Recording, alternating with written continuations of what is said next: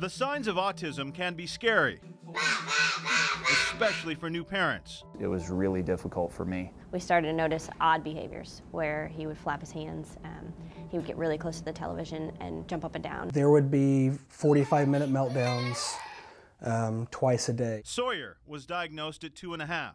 We didn't know how severe it was. I mean, we knew that he was doing things repetitiously and he wasn't very verbal. But leaning on his faith and his love for his son, Dave Fry vowed to fight for Sawyer. He discovered BACA in Fishers.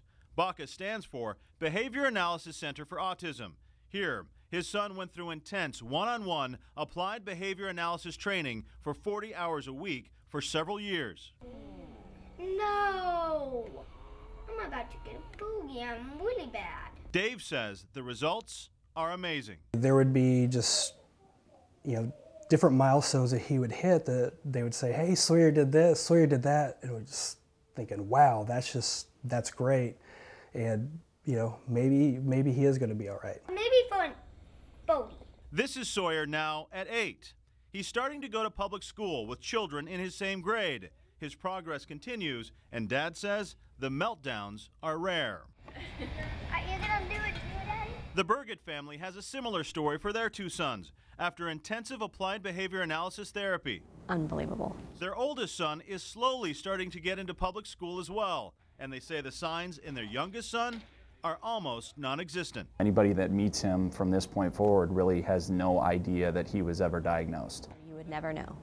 He has conversations with adults, peers, he has great friends, he plays every sport there is, and he went here to BACA for 3 years. These families stopped short of saying their children were cured of autism, but not Ethan's family. They believe their son Ethan was cured after the same intense applied behavior analysis therapy at the Center for Autism-Related Disorders. They say Ethan's therapist made a bold prediction. She made a prediction. In that meeting, she said in 4 years, Ethan will be cured. It wasn't easy. Difficult battle. It was a struggle from the very beginning. But this is Ethan today.